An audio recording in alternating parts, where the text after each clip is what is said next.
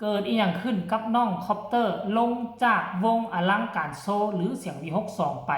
บอกว่าปฏิเสธ3วงใหญ่บ่เหมาะสมกับคอปเตอร์ระดับคอปเตอร์ต้องสาวน้อยเพชรบ้านแพงเท่านั้นคือความฝันอันสูงสุดของเจ้าตัว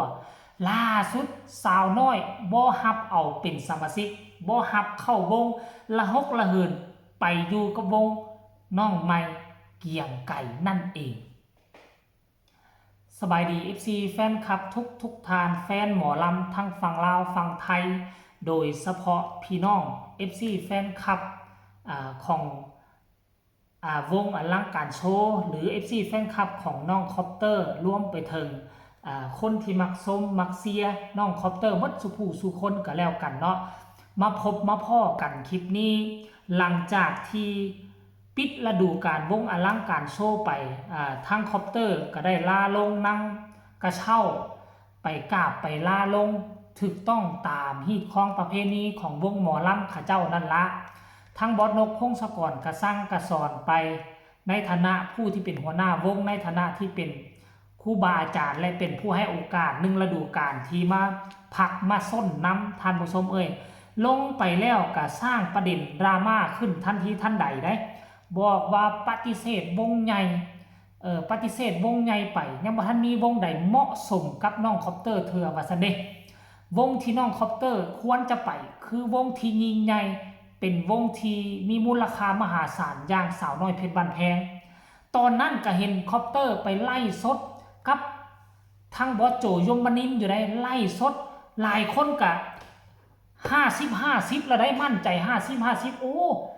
มีมูลความจริงบ่ว่าคอปเตอร์ต้องเหมาะสมกับสาวน้อยเพชรบ้านแพงเท่านั้นเพราะว่าเห็นไล่สดกับบอสโจว่าซั่นเด้โอ้หลายคนกับฟันธงอยู่กับสาวน้อยแน่นอนแล้วเพราะว่าระดับเพิ่นก็บ่ธรรมดาได้สำหรับ FC แฟนคลับของคอปเตอร์เชื่อว่านั่นนะระดับความโด่งความดังความสามารถของคอปเตอร์เหมาะสมที่สุดแล้วกับวงนี้นะเพราะว่าวงสาวน้อยเพชรบ้านแพงเป็นวงที่มาตรฐานสูงบ่แม่นไผก็จะไปอยู่ได้ดันว่าเห็นไล่สดกับบอสโจห่วย FC แฟนคลับกับมั่นอกมั่นใจแล้วโอ้ลูกกูในฤดูกาลหน้านี้ดังแน่นอนแล้วขั้นได้ไปอยู่กับสาวน้อยไปตกถังเข้าสารแล้วชื่อเสียงจะโด่งจะดังคับฟ้าบ้านนี่แล้วแต่ว่ามือวานนี่ทานผู้ชมผิดคาดพลิกล็อกที่สุดเลยหลายคนอาจจะผิดหวังแหละสาวน้อยเพชรบ้านแพงบ่ฮับเอาเข้าไปเป็นศิลปินในองค์กรตนเองละหกละเหินขอส้นอยู่กับวงนี้ทานผู้ชมมือว่านนี่นะคอปเตอร์ออกมาโพสต์เคลื่อนไหวเองอาจจะเป็นคอปเตอร์หรืออาจจะเป็นเพจปลอมคอยบ่แน่ใจนะมาโพสต์เคลื่อนไหวบอกว่าขอบคุณพอบอสวสันเดและผู้บริหารทุกท่านที่มอบโอกาสให้น้องคอปเตอร์ได้ร่วมสร้างสรรค์ผลงานบนเวทีอันทรงเกียรติ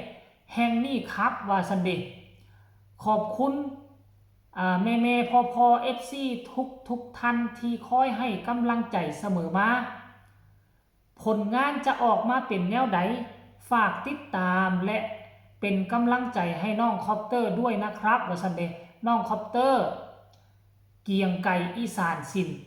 อย่างเป็นทางการท่านผู้ชมไปซบกับเกียงไก่อีสานสินก่อนหน้านั้นทั้ง FC แฟนคลับแล้วก็รวมทั้งน้องคอปเตอร์กับปฏิเสธบอกว่าวงใหญ่ๆมาขอจับจองแต่บ่มีวงใดที่จะเหมาะสมกับ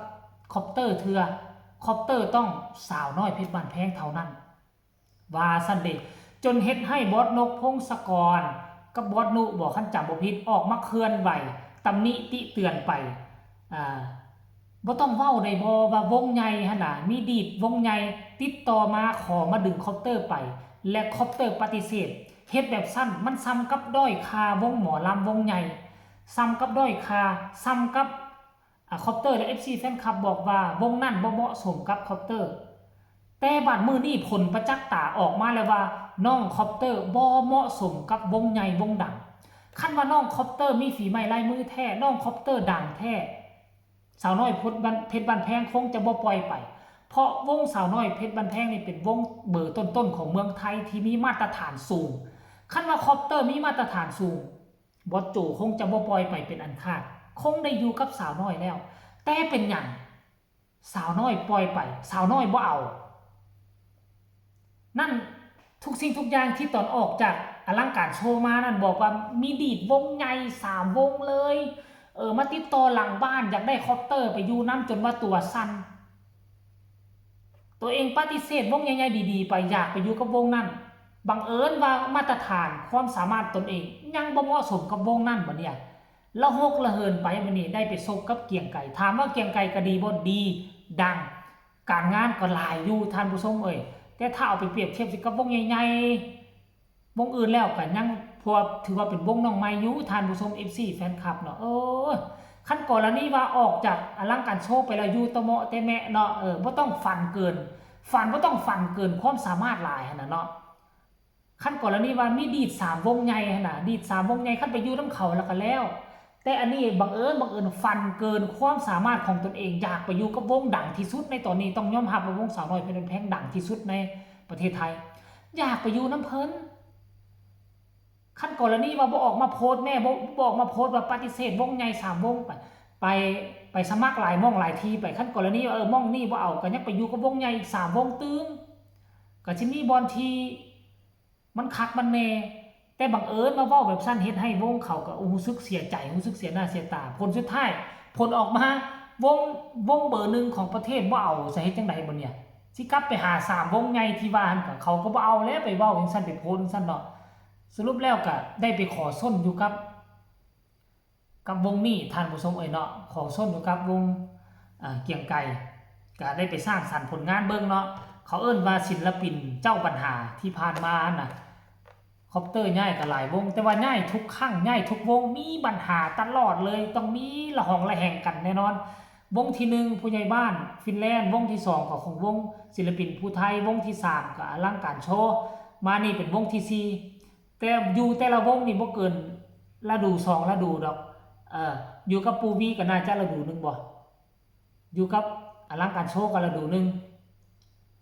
แล้วก็สิมาอยู่กับเกียงไก่เบิ่งว่าสิอยู่ได้ฮอดจักฤดูจะอยู่ได้สร้างสรรค์ผลงานกับเกียงไก่จักปีท่านผู้ชมให้สมกับเขาอนุญาตให้สมกับเขาเปิดโอกาสให้มีเวทีให้ได้ยืนทำมาหากินหรือบ่ท่านผู้ชมก็มานำเสนอเพียงแต่ซ้ำนี้ก็แล้วกันเด้อทุกคนถ้าบ่ได้จื้อได้ตอนออกไปก็เกิดประเด็นดราม่ามาบัดนี้ก็มีวงที่ซบมีวงที่ฮับเอาแล้วถ้าบิดค่อยก็คิดว่าอยู่กับวงสาวน้อยเรียบร้อยแล้วซั่นเนาะสาวน้อยเพิ่นบ่เอามาตรฐานยังบ่เหมาะสมกับวงเพิ่นเลยบ่เอาท่านผู้ชมทั้งที่เพิ่นฮับศิลปินก็คือโคมได้คนลาลงก็บ่ได้หลายแต่ว่าเพิ่นยังบ่เอาน่ะเป็นหยังหรือว่าจังได๋มาตรฐานของคอปเตอร์นี่สูงกว่าวงของเพิ่นบ่ท่านผู้ชมก็ให้ทุกคนคิดเอาก็แล้วกันเด้อทุกคนก็ได้ฝากคลิปนี้ไว้คนละ1ไลค์1แชร์พวกเจ้ามีความคิดความเห็นแนวใดต่อเหตุการณ์นี้ส่งข่าวมาได้ทางใต้คอมเมนต์สำหรับคลิปนี้ลาท่านผู้ชมไปก่อนสบายดี